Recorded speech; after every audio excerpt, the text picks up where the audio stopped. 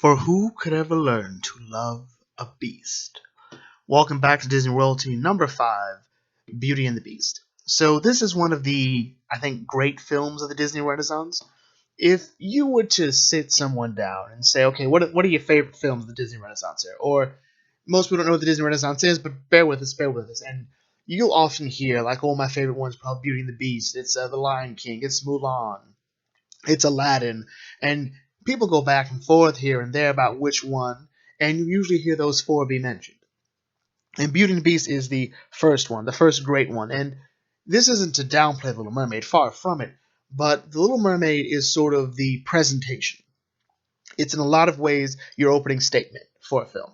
The idea that we're going to create these really great musical numbers, really great set pieces. We're going to up the side characters. We're going to give you great, memorable villains in a way you hadn't seen before. Remember Professor Ratigan? Times 10. That's what we're going for here. And with our princesses, and eventually with our princes, actually right here in Beauty and the Beast, we're going to show you a different side to them. And this is sort of the beginning of the new take on the Disney princess, especially for Disney Prince, primarily in that with Ariel, we sort of got the idea that Ariel wants to live on the surface. That's her primary goal. And then she sees this really cute guy and she falls in love with him. It's really weird and involves her making goo-goo eyes at a statue and her dad freaking out. But here in Beauty and the Beast, what we're seeing is an experience. And that's what I keep saying about what it is, what these musical numbers are. But now we're seeing our princesses and our characters wanting more than just, oh, I need this love or whatnot. No. I want an adventure, and through this adventure, I'm going to find something more. That's where the strength of Beauty and the Beast lies. It's in these two characters who are essentially growing together. They're having an experience that really shapes this movie, and then we're seeing more emphasis on side characters and the townspeople. We have more interesting little evil henchmen. Like, Flotsam and Jetsam were not super interesting henchmen. They really weren't. They were just kind of, oh, they're there because Ursula needs henchmen now. They were all the rage, primarily with Maleficent and her Raven Diablo. And then we got to Ratigan with Fidget. And Fidget was possibly the first great Disney henchman, not counting Sir Hiss in Robin Hood. But we're going off. So the real strength of Beauty and the Beast comes from Belle and the Beast, and also in how its music presents itself. And I'm not talking about breaking down the music to an almost minuscule article-like level, because I can't do that. But what's really great about these musical numbers is they never feel too great. They always feel more like a play than they did in Little Mermaid. And it's primarily because we see the musical numbers work within the context they're presented. So there's no musical number out of nowhere. There's no, hey, we're singing. No. It's not how we do this. All right? Bella's walking through little town, quiet village, and then bonjour. All right? That slowly becomes a bit of a song. And then we have Lumiere saying, we're going to put on a show. We're putting on a show. Make no mistake. And then we have Gaston going in, and then there's a bell, there's a party, and there's no musical number for the sake of a musical number, which is a problem I have with later Disney films now, where they don't feel totally connected to the story in the same way. But let's dive in. Let's dive in and cut out the middleman. We all know Beauty and the Beast is a great film, but let's talk about our royalty here. So first up is Belle. Now Belle she's our first, I want to say, break the mold Disney princess in sort of a different way. Ariel kind of makes that, and Ariel's really great because she sells the Disney Renaissance, but I think Belle sort of carves out a better niche than Ariel does, only by a bit. And the real issue with that is what Belle says. It's like, when she's talking to her father, she talks about how there's no one she can really talk to. We're seeing a character with no friends. She doesn't quite fit in. She's the oddball. She likes to read, and she wants this really great adventure, and she wants more than what people expect of her. Ariel's problem is no one's expecting anything of her but to honestly honor her commitments. And the weird thing about Belle, like there are like two negatives about Belle. One is she can come off as a bit perfect, and I think the problem with that is that we see Belle's temper as the movie goes, so we see her limits. I think what Belle is, as opposed to perfect, is patient, totally ignoring the fact that her movements was based off of ballerinas. Another problem with Belle's character is she doesn't quite seem to know how good she has, and this was the same problem Ariel had. Like, oddly enough, out of our first three films of the Disney Renaissance era, Jasmine has it worse off because she's at least expected to marry. Ariel is like ninth in line and for anything. Okay, and she's 16, and all she had to do was go sing. And instead, she drags Flounder off somewhere to meet his presumed death. And she stretches Sebastian out because he went through all kinds of nightmares, with the Mad Chef. Belle has no actual problem or obligation in this film. Like, at the beginning of the film, like, you kind of wonder why she's just talking to people. Like, the baker, she's like, there goes the baker with his tray, like always. And I'm thinking, he's working, and you're trying to talk about this book you've read. He's like, Marie, the baguettes. This is the morning rush for this guy. Right, he has to get up. He's got to make the bread. He's got one assistant who's apparently not that quick on his feet. And she keeps talking to people who are quote unquote working. And like, why don't you have time to read this book? Like, we have things to do. And that's kind of it for the most part. What I think we like about Belle is this independent nature she has. And the fact that, she's not looking for the romance. She's looking for this grave adventure, this great experience she can have. And we love that she's willing to trade that away potentially to save her father. The Disney princess slash father relationship is always a bit of a weird slash underdeveloped one most of the time. We can think of some really great instances, and to be fair, the Disney princess mother dynamic is even more underused. This is primarily because of the idea that the help cannot stay there; they have to leave or die, and it also reflects Walt Disney's own life. His own mother passed away, and it was a big deal for him. But when you look at Belle, I think people always remember the scene with when she trades places with her father. It's a really great scene, and Belle has been incredibly strong throughout this entire thing. She breaks down a bit when she doesn't get to say goodbye to her father. That's her breaking point. Because remember, she could deal with Gaston 9 times out of 10, even when he was getting a bit rapey. Gaston's kind of a horrible person. Let's be clear, he's a horrible person. We get the thematic appeal, and we'll go into that more later on. But when does Belle's actual adventure begin? I think is sort of the bigger question here. And we have the issue of the Stockholm Syndrome, which we're going to talk about. So I think Belle's story really begins, and I think the movie really begins. Like, the second act of this film really begins after the interaction with the wolves. So before then, we see Belle's optimism, we see her joy, we see her being able to politely and professionally and very demurely deal with Gaston, not realizing how dangerous he really is. And then she sort of has this breakdown when she talks to animals. She loves talking to animals in a movie where they can't talk back. Like when she's reading to the sheep, or she's talking to Philippe, who seems to be the only animal that understands her. And then the chickens, the idea she wants more, and she wants someone who can understand her.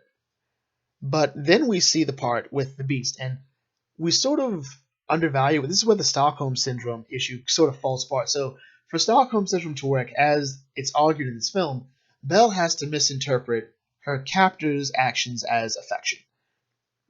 And, well, more importantly, she has to begin to fall for her captor. The thing is, this doesn't really happen the way I think most of us think of it as. And this has been debunked by people probably more qualified than me. Lindsay Ellis did like a 20, maybe 30 minutes on it that I haven't watched yet, because I like to berate myself for thinking, why didn't I put this here later? And even Emma Watson talked about it. The thing is that Belle is never really a quote-unquote prisoner in the castle. Totally ignoring the fact that B says, you can go wherever you want but my room. Take the hint, the West Wing is my room. But she's also not listening to him.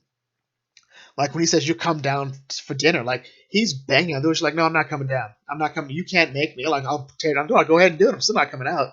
And then she says, like, she's going to starve. If she doesn't eat meat, she doesn't eat it all. And then she comes out and says, hey, can anybody get me some food? That's kind of it. She is never really a quote-unquote hostage / prisoner. The only time she ever really feels afraid after their first meeting is when she's going through his stuff, and he like, get out, and starts roaring. She's like, I can't do this anymore. I'm out. And then she sees him in the snow after he saves her from the wolves. And I think there was something she saw there. She saw a sense of vulnerability, a sense of fear that really makes the Beast a great character. And so then she begins to fall for the Beast when he's making actual attempts to know her, to love her. And he does it in the oddest of ways most people wouldn't think of. He's listening to her. I mean, this was pretty much the idea in The Little Mermaid. Eric's listening to Ariel, even though she can't talk. And she was totally willing to stay there forever. Like, had her father been totally safe, had she been getting letters on the daily, it would have been fine. But then she finds out he's sick, and when push comes to shove, she picks her father. And she leaves, never return again. And then she finds out the real despicableness of Gaston, and it goes on from there. And she says, he's no monster, Gaston. You are, because Belle and the mirror chose to pick the worst picture of him. Like, there was an entire dance sequence. How does the mirror work? And then she is the one who ends up saving the Beast. It's really beautiful at the end of that, because she's going to save him. This was like the first major turn for Disney princess. She's going out there and she's actually saving our prince. Eric at the end of the day still saved Ariel. The good fairies broke Philip out, and Philip saved Aurora. A bunch of mice and an extra slipper saved Cinderella. Technically, it's Cinderella's actions that save her through the course of her life save her. And in Snow White, well, a boulder and really, really crappy conditions help save Snow White for the prince. But here she actively saves him, and not just physically. Well, she fails to save him physically, but it's her interactions with him that save him, not just from himself, mostly just from himself. So that's what makes Belle a really fun character. She's there to help. It's not that she has to learn anything here. This isn't like The Little Mermaid where I feel the message gets a bit lost. Instead, we're looking at something where it's an adventure that gives her what she wanted and more. So coming up to the Beast is one of the great characters. Like, there was no stronger way to really kick off the Disney Renaissance than with the Beast. Like, Eric was decent. He was like, yeah, I kind of want a girl, but I don't want a girl that's just pretty. I want someone I can like. Here we have a character who's got his own story, his own stuff to go through. There's a lot of shame and anger and sadness in this character, and we see it from the moment we actually see him with Maurice. He's accusatory. He goes, "You've come to stare at the Beast, haven't you? You've come to stare at me. You've come to just mock me, and I'll give you a place to stay. Come on, we're going there." He's punishing him, and I think we sort of overlook it, because what is he accusing Maurice of? He's accusing him of judging him by his appearance, and that's how he got here, and that's how Beast ended up where he was in the first place, by judging someone. And we're going to keep seeing this throughout the film.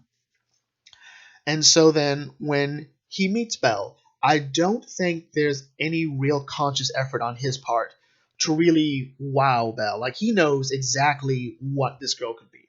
He knows this could be my chance to be human. This could be my chance to make up for all my mistakes. But I think at the end of the day, he does not believe it's possible.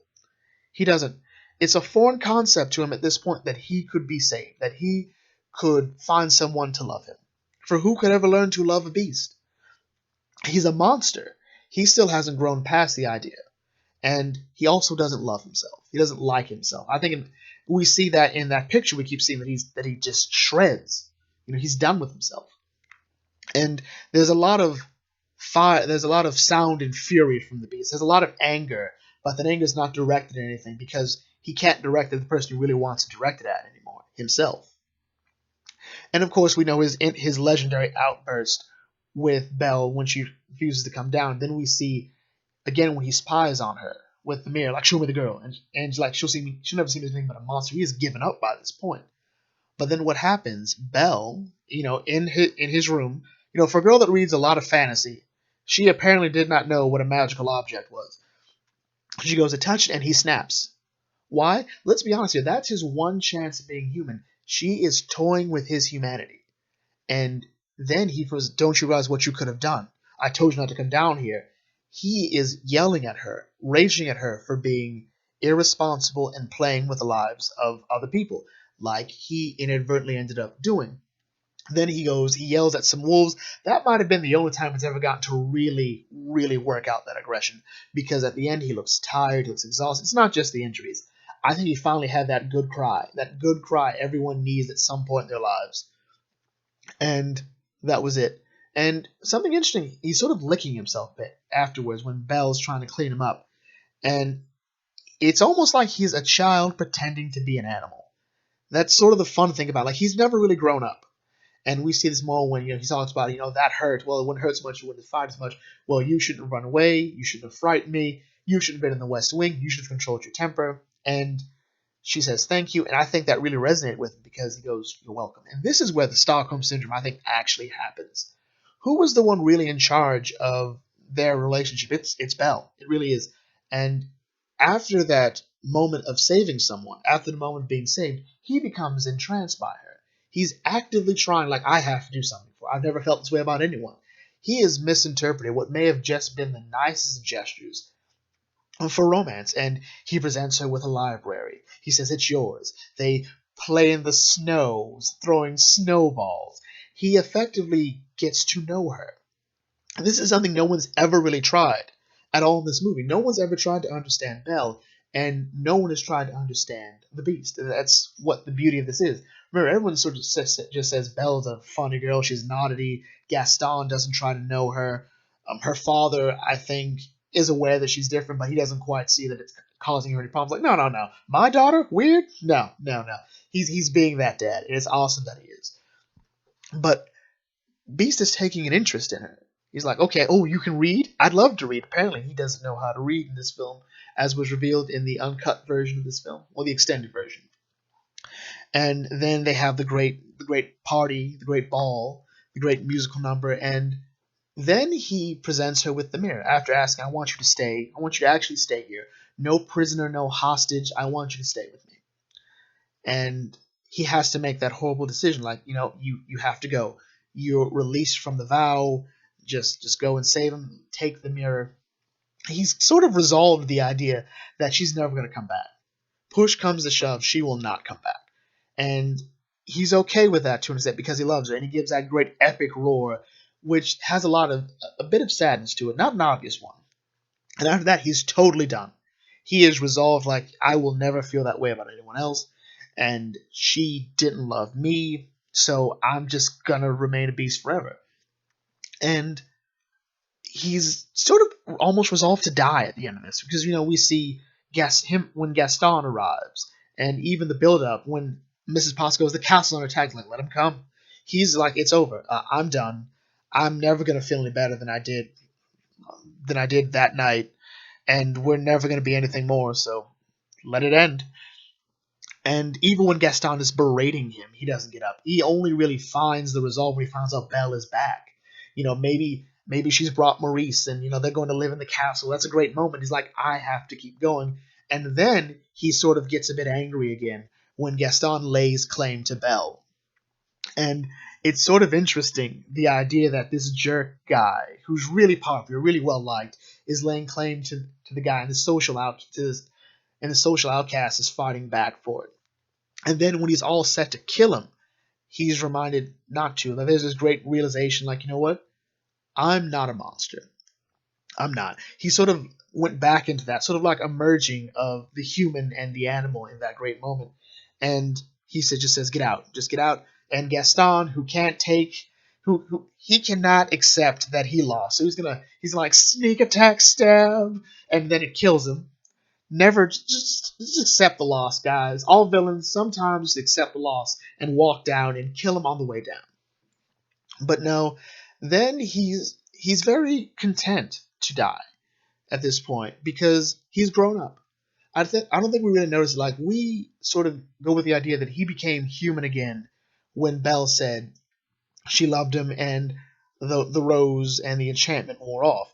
I think that's not quite true. I think he became human again the moment he let her go. And then he just sort of resolved to not be that. Like, his entire story is not about getting to the point where the rose will let him become human. he has to get to the point where he is behaving like a human. He has to grow up, and he's never quite grown up. Again, we've talked about the moments when he yells, when he roars, and that happens again with Gaston too. When people are judgmental, when people are selfish, when people are irresponsible with the lives of others, whether they intended to or not, these are the things that set him off. When people don't listen, when Belle chooses not to come down for dinner, he rages. When Belle is being irresponsibly reckless with something that she had no idea of, he roars. When Maurice judges him on his appearance, he roars. When Gaston is behaving like an actual beast, he roars. He is doing all of that in response to it, and I love this character because of it. I love his movements, the idea that his eyes are so expressive. The moments when he is just burying his head in his hands says a lot about his character. There's a lot of shame, there's a lot of sorrow. He's a very aware character. And that's sort of the beauty of Beauty and the Beast. We have Belle who's looking for a great adventure. She wants someone who understands her, someone who will be her friend. She's such a social outcast, and then she meets a physical social outcast with demons of his own, with actual problems. And she becomes not necessarily a better person because of it, but she has allowed herself to have an impact on someone. She has found someone who takes an interest in her. There's nothing quote unquote wrong with Belle, but she's able to find someone who's totally willing to accept there's nothing wrong with her because she's different. It's again reflected in the Blues. Like, they're the only two characters that wear blue in this entire film. And the Beast, again, the aspect of growing up, of becoming something more than just a little kid who was horribly punished for not letting strangers into the house. Where are his parents? And the idea that we see him grow, not just at the end or in his actions, but in his clothing and how he walks. He's no longer walking on all fours as the movie goes on. He's no longer wearing rags. He's wearing what looks to be pretty decent pants, and he's wearing a shirt and a clean cloak as opposed to just a raggedy cloak. He's no longer prickly. That's the real strength of Beauty and the Beast.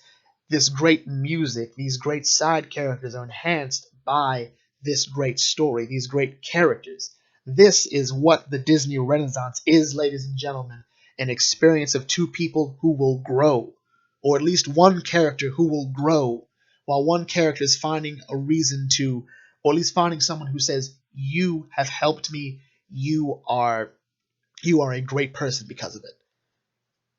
And so let's go to parallels. So I think I may have felt a bit too much for that. Bear with me.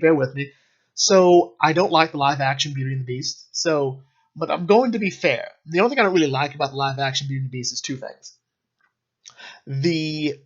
Anytime the movie really feels like it's just doing things because it was in the animated one, and Emma Watson's portrayal of Belle, and this will also be our parallel because I do feel there's some really great attempts, especially with the idea of Belle and this version of the Beast interacting with each other, especially over books, and the idea that she kind of is the way she is because she's honoring her mother. My problem with Emma Watson's portrayal of Belle is she's somehow a bit too annoyingly perfect. Like, the idea that she's an inventor and that she teaches people to read and that she interacts with everyone and yet still has no friends is horribly weird, and she doesn't quite feel like Belle or an interesting take on Belle. This is a problem I had with Emma Watson's portrayal of Hermione in the movies. It feels like we're making her too perfect and too good that we can't relate to her. She's almost a Mary Sue-like character, but in like the far bit of a reach, Hermione in the books is totally different, at least in my opinion. Now, for the Beast, I'm not going to use Dan Stevens' portrayal of the Beast for this, even though I do love Dan Stevens' portrayal of the Beast. He was great, he was cultured, he was a snob, and again, the issue with his mother's death and the interactions that shape him because of that, I think are really great. But I wanted to go with Rumple from Once Upon a Time, primarily because Rumple's like my favorite character in Once Upon a Time, and because there's a sort of unspoken resolution to the Beast, or Adam's character by this point. And that is in the fact that we don't know how much Adam has changed from his interactions with the Beast. And Rumple really thanks Belle for making him a better man. You've made me a better man, all right? But I'm still the same man, The question is, who is... the Beast never left Rumpelstiltskin. He was always still willing to do what everyone... He was a better man. He wasn't a good man. Or rather, he was a good man, but he wasn't a hero. Make no mistake, he'll make those hard decisions. He will cheat, he will lie, he will do everything that you would consider dishonorable to achieve what he wants. Whether it's getting power or protecting Belle, he will become the monster if need be, or he'll use that monster, those darker aspects of himself. And that's sort of another weakness to the Beast character in the animated film. We don't quite know anything other than a short temper and a bit judgmental. And so that's pretty much it for the most part. I think I've recorded this one a couple bit of times just for time, so I'm hoping this is the really good one. So if you enjoyed this, if you love Beauty and the Beast, or if you like these characters, feel free to like, comment, share, and subscribe, especially if you're new. And I will catch you all later when we visit a diamond in the rough. This is the Bucket Think Tank signing out. May your fandom serve you well.